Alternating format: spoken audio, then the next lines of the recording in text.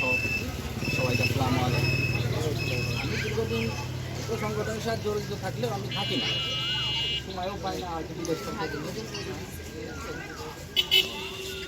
সবাই তো সংগঠনে যতটুকু পারি আর কি, এটা নিয়ে হয়তো অনেকে চিন্তা করবে যে জব করাটা ঠিক না।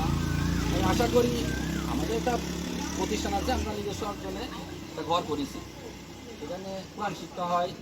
সবাই আপনারা দয়া করে যদি সবাই মনে কোরআন শিক্ষার কাছে যান বা পড়াশোনা করেন, আল্লাহর কাছে আপনারাই হয়তো ভালো কিছু করবেন।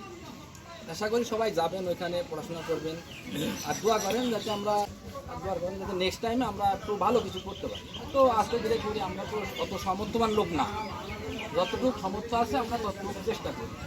আমি সবাই দোয়া করবেন যাতে আর একটু ভালো কিছু করতে পারি।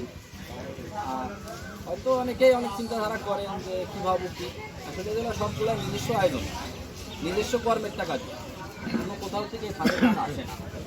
অনেকে অনেক চিন্তা ভাবনা করতে অনেক ফান্ডের থেকে টাকা আসে, অ্যাকচুয়ালি কোনো থেকেই টাকা আসে না, এগুলো নিজের টাকা। আমাদের যতটুকু সামর্থ্য আছে আমরা নিজের থেকে দিই।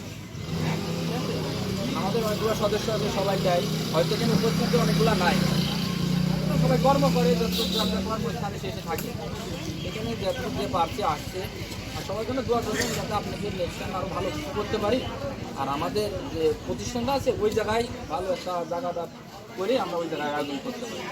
আর আমার